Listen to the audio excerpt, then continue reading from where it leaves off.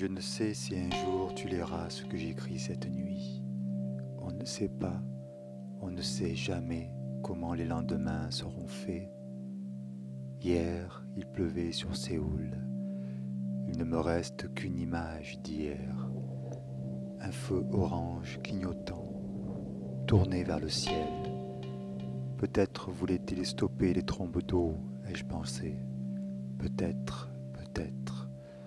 Voilà la question. Le feu orange était le seul peut-être auquel mes réponses toutes faites ne coïncidaient pas. Je ne sais si tu liras un jour ce que j'écris cette nuit. Près de ma main, je vois briller la bouteille émeraude. Autour, la nuit mange le monde. Il y a des années de cela, la même nuit devait enserrer mon malheur dans sa gueule de néant. Toujours la même nuit, celle qui me fait tourner en rond jusqu'à ce que je me consume. Cette nuit a déjà dévoré quelque chose en moi, et je suis sûr que ce sont les yeux. Les yeux ne changent pas, paraît-il. On garde les mêmes plantés sur le visage de la naissance à la mort. Eh bien non, les yeux sont mangés peu à peu par la nuit. Tu ne le savais pas. Demande à un aveugle, demande à un vieillard. L'alcool qui se berce dans cette bouteille d'émeraude, lui, sera toujours là. Il changera de couleur, de saveur, d'odeur. Mais tant que la nuit nous mangera peu à peu les yeux, il sera là, comme le récipient des larmes que je ne peux plus pleurer.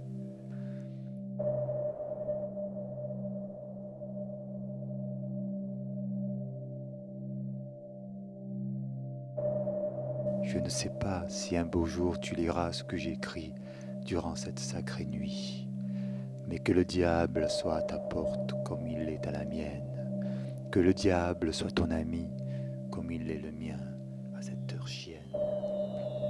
Et seulement, et uniquement, et absolument, tu t'enivreras de mes mots décousus, perdus, suspendus à un feu orange tourné vers le ciel pluvieux sur Séoul.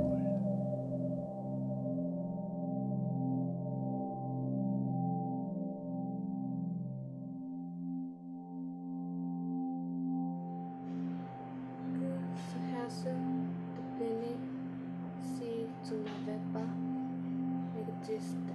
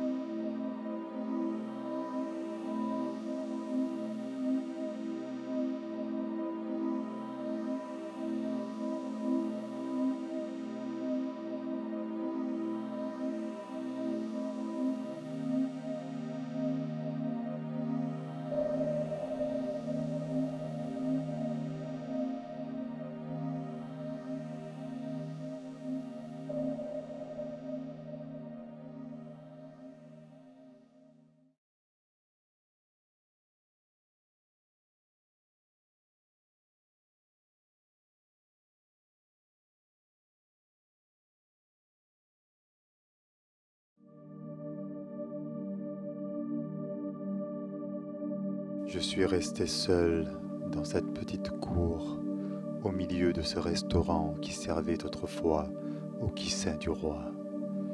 Mon vieux copain est allé pisser. On discutait de la vie et de la mort, comme d'habitude. J'allume un cigarillo. Des lampions s'éclairent sous les feuillages. Une éternité flotte au-dessus de la flamme. Je me marre un peu, car mon copain a voulu éviter d'enlever ses chaussures en traversant les salles intérieures, et il a fait le tour par l'extérieur. la vie, la mort. Mais je sais qu'il va devoir montrer ses chaussettes, quand même.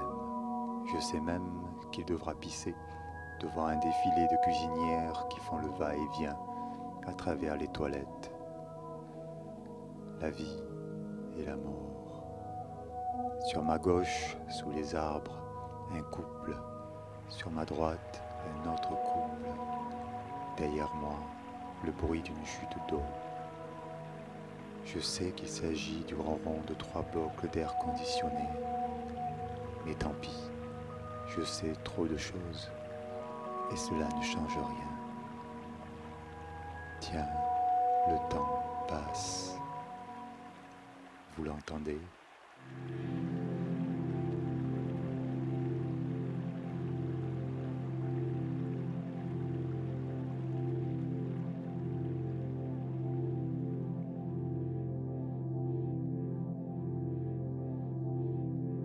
Les clients me regardent. Pourtant, dans le quartier, ils ont vu bien d'autres visages pâles. Ils me sourient comme on sourit à un malade sur son lit de mort. La vie, la mort, comme d'habitude. Il n'y a rien à la fin. Qui a prononcé ces mots? Je les répète, je les entends. Je parle tout seul maintenant. Il n'y a rien à la fin. Nom d'un chien, il en met du temps pour pisser. Difficile de boire plus longtemps. Les visages autour de moi s'enflamment de joie. L'instant est un cristal taillé dans l'extase. Les corps exultent dans la moiteur du soir. Ils sont fin prêts pour les incandescences de l'amour. Il n'y a rien à la fin. Mon cigarillo s'est éteint. Je regarde mon vieux copain retraverser la cour sous les lampions, se diriger vers la table. Son visage a toujours été là, devant mes yeux. Comment est-ce possible? Chaque image est une tragédie. Jamais nous ne revivrons ce moment ensemble.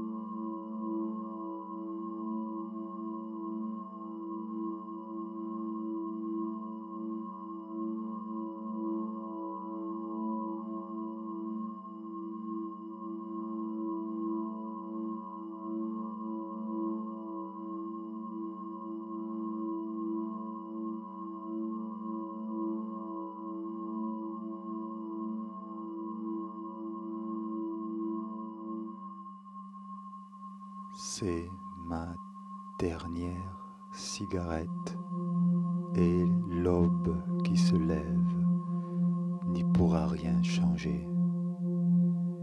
J'ai toujours attendu ce moment, celui où les volutes de fumée s'élèveraient dans un ciel d'azur immaculé pour ne plus jamais revenir.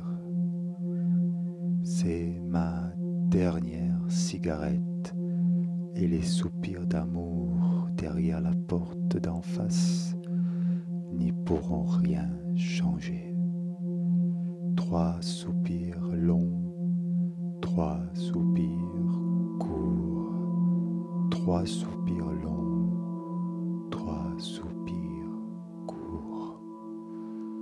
Mes doigts traversent ce volute serpentin qui s'étire comme aspiré par une bouche invisible, large comme ce ciel qui s'obscurcit.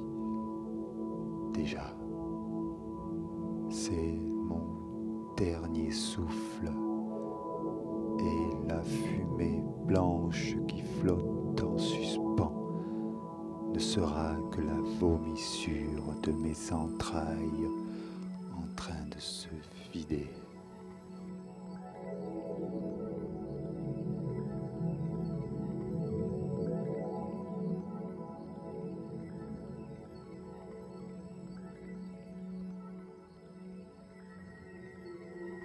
Là, le cercle de fumée s'étrangle.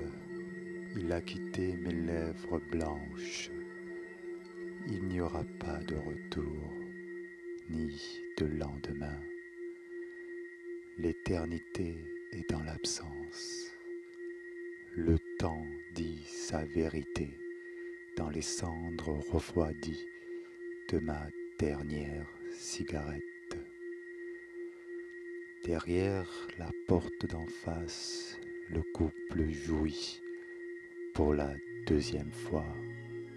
3 râles courts, 3 râles longs, 3 fois rien. Il n'y a plus de traces de rien dans l'air frais de cette aube séoulite qui reviendra demain sans moi. Que serais-je devenu si tu n'avais pas existé?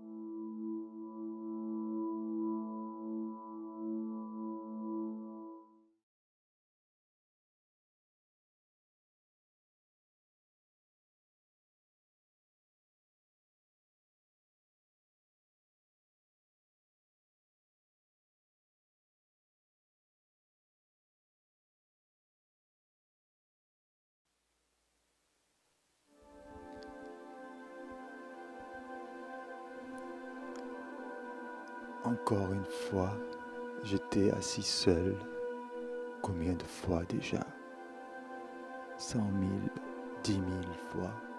Seul, assis devant un trou béant de vide. Sunyata.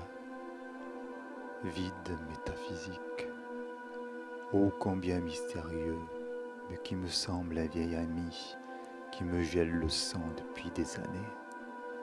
Cette solitude ressemble à mon improbable destin. Après tout, pourquoi pas? Qui est capable comme moi de demeurer une éternité planté au croisement d'une ville du bout du monde sans attendre rien ni personne? Pourtant, il m'a souvent semblé avoir un rendez-vous avec moi-même. Est-ce possible? Un rendez-vous avec mon désir d'être. En un mot, je me donne rendez-vous sans cesse. Et pourtant, je vais au hasard à la rencontre de silhouettes errantes, consumant les derniers feux de mon désir, comme ce soir-là. Un verre de Bourgogne, s'il vous plaît. J'étais pour la 10 000e fois assis seul avec mon livre, faisant face au vide sidéral pour un rendez-vous avec personne. Juste avant la fin des temps, j'ai croisé le regard brillant d'une inconnue, là, dans le reflet rouge feu de mon verre de vin. Aussitôt, je fermai mon livre, me levai, déambulai sur le trottoir devant le bistrot français, me plantai devant ce visage aux yeux flamboyants. Adieu, lui dis-je, adieu? Oui, pour toujours, pour l'éternité. Mais pourquoi adieu? Rétorqua-t-elle. Parce que je suis comme cela certain de vous dire la vérité la plus sincère. Êtes-vous soûl? Dit-elle, de ses yeux soudain transformés en fin croissant de lune noire. Regardez le monde, lui dis-je, mon verre relevé. Comment un être sensible et intelligent peut-il supporter ce monde sans s'enivrer? Écoutez, nous n'avons que deux solutions, soit jouir du bonheur d'être aveugles et sourds aux autres et à nous-mêmes, soit de pousser jusqu'aux enfers le cri de notre colère. Et j'ai jeté mon verre, qui alla se fracasser sur le trottoir. Le vin comme du sang coulait de mille flots, le verre était devenu une source, le trottoir une rivière, la terre une bouche assoiffée. Ma belle aux yeux de lune noire n'était plus nulle part. Un rire lointain me fit réaliser que le rendez-vous n'était pas avec elle.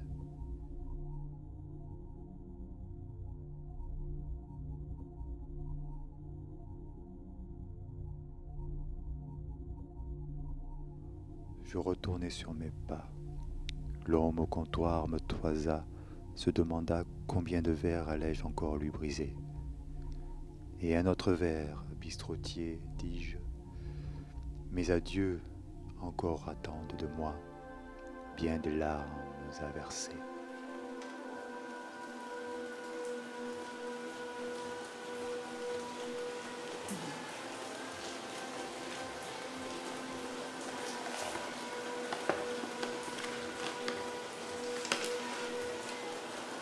Que ces yeux devenus, ces yeux n'avaient pas existé.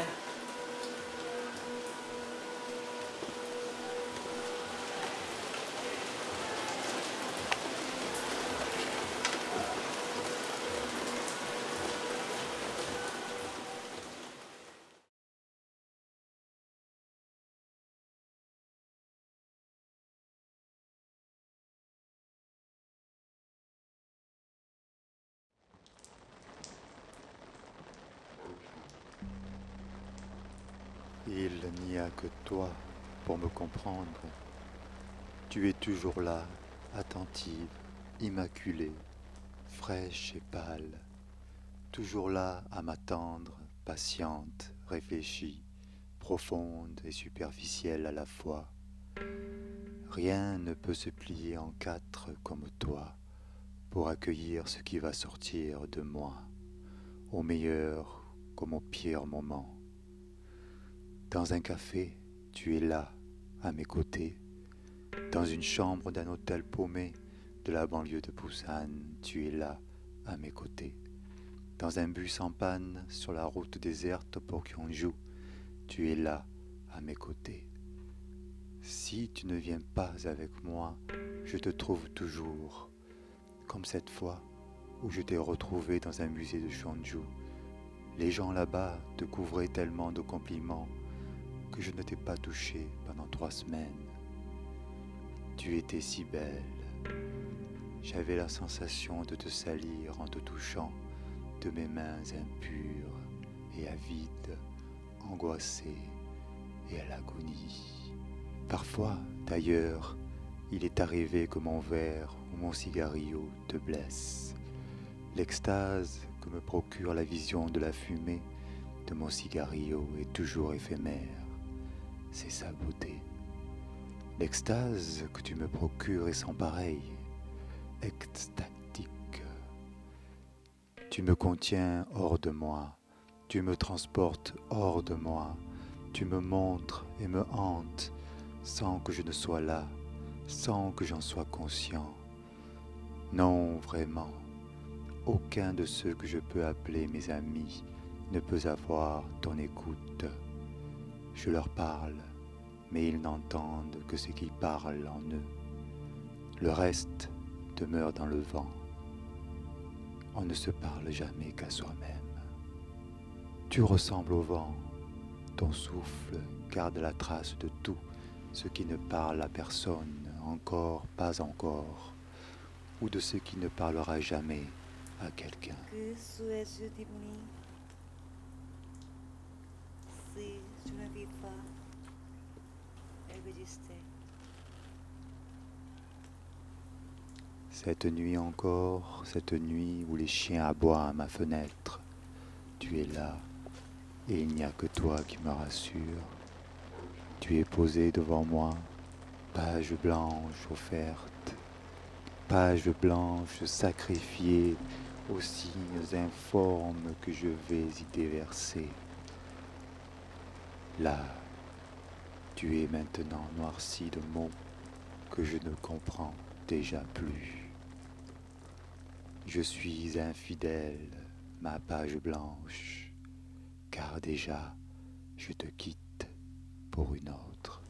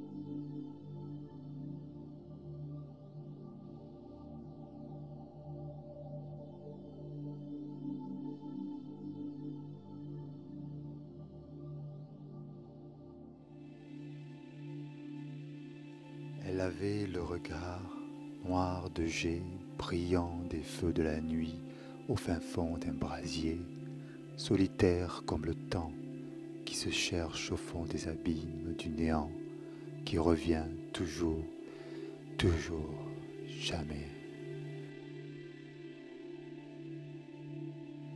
Elle avait la bouche rouge des printemps qu'on oublie par malheur, ceux qui habitent notre sang durant les longues traversées du fleuve Han, lorsque la pluie se déverse sur les toits de Séoul et que le sommeil nous prend là, à la gorge qui se rend.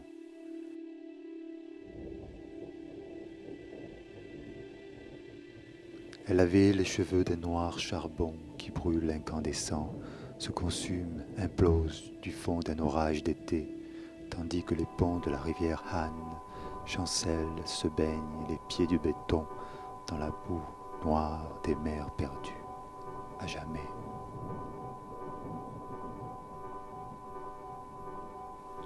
Elle avait les joues de terre brûlée qui ne chantent qu'une fois le soleil du nord gelé, par la brise enflammée du temps inversé, d'un futur cherchant le passage au nord, d'un sud qui n'existe pas.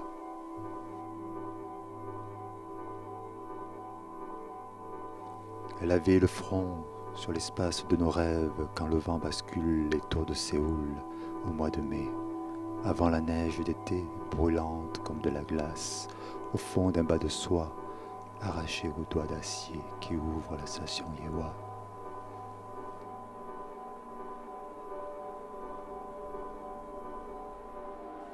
Elle avait les cils de la langueur du passé, qui ne revient lorsque la cloche des temps se brise, dans la chute du Dieu, des vers brillants, comme quand, mais pourquoi elle avait d'autres rien qui ne valait, d'autres tout qui ne pouvait.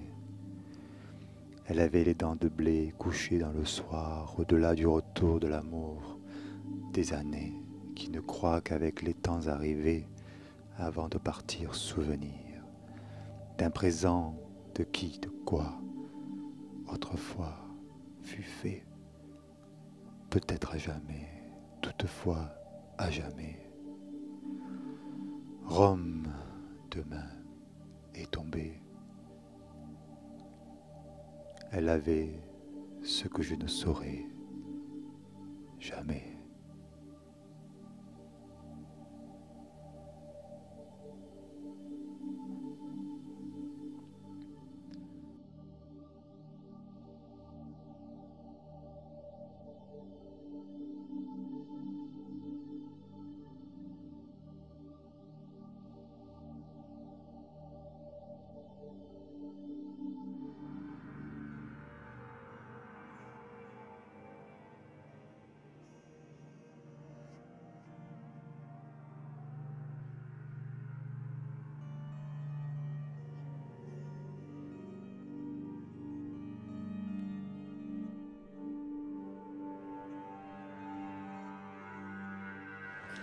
Serais-je si tu n'avais pas existé?